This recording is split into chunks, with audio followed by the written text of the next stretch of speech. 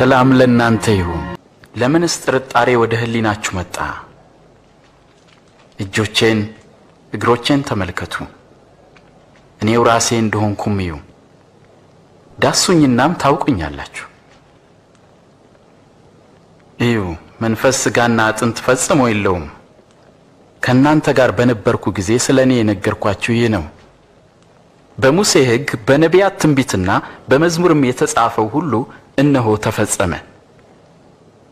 የተጻፈውም ክርስቶስ መከራን ይቀበል ዘንድና ሞትን ድል አድርጎ እንደሚነሳ ነው። በእርሱ ስምም ንስሐና የኃጢአት ስርየት የወንጌል መልእክት ከኢየሩሳሌም ጀምሮ ለአሕዛብ ይሰበካል። ከእናንተ ታላቅ እንደ ታናሽ ይሁን፣ አለቃም እንደ አገልጋይ ይሁን። በማዕድ ከተቀመጠውና ካስተናጋጁ ማንኛው ታላቅ ነው? የተቀመጠው አይደለምን? እኔ ግን በመካከላችሁ እንደሚያገለግለው ነኝ። እናንተም በፈተናዎቼ ከኔ ጋር ጸንታችሁ ኖራችሁ አባቴ እኔን እንደሾመኝ እኔ ደግሞ በመንግስቴ በማዕዴ ትበሉና ትጠጡ ዘንድ በ12ቱም እስራኤል ነገድ እንድትፈርዱ በዙፋኖች ትቀመጣላችሁ። ስለዚህ ከዳተኛ የለም ማለት ነው። ስምዖን ሆይ ሰይጣን ሁላችሁንም ሊፈትናችሁ ፈለገ፣ እንደ ስንዴ ሊያበጥራችሁና ሊፈትናችሁ አብዝቶ ለመነ።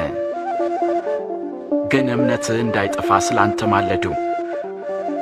አንተም ወደ እኔ በተመለስ ጊዜ ወንድሞችን አጽና። ጌታ ሆይ እኔ ካንተ ጋር ለመታሰርና ለመሞትም ዝግጁ ነኝ። አስተውል ጴጥሮስ፣ ዛሬ ዶሮ ከመጮሁ በፊት አላውቀውም ብለህ 3 ጊዜ ትክደኛለህ። አንቺ ኢየሩሳሌም፣ ለሰላምሽ የሚያስፈልገውን ነገር በዚህ ቀን ምን አውቀሽ ቢሆን ኖሮ! ይህ ነገር ከዓይንሽ ተሰውሮብሻል። ጠላቶችሽም በዙሪያሽ አጥረዋልና ከበውም አንቺን የሚያስጨንቁበት ቀን ይመጣል። አንቺና ልጆችሽንም ወደ ታች ይጥላሉ። በአንቺ ውስጥም ድንጋይ በድንጋይ ላይ አይተውም። የመጎብኘትሽን ዘመን አላወቅሽምና። ዕውሮች ያያሉ፣ አንካሶችም ይዘላሉ። በእኔ የማይሰናከለው ምንኛ ብፁዕ ነው። ዕለት እንጀራችንን ስጠን። ስትጸልዩ እንዲህ በሉ: በሰማይ የምትኖር አባታችን ሆይ ስምህም ይቀደስ፣ መንግሥትህ ትምጣ፣ ፈቃድህ በሰማይ እንደሆነች እንዲሁም በምድር ትሁን። የዕለት እንጀራችንን ስጠን፣ የበደሉንን ይቅር እንደምንል የእኛንም በደል ይቅር በለን። ወደ ፈተናም አታግባን፣ ከክፉ ሁሉ አድነን እንጂ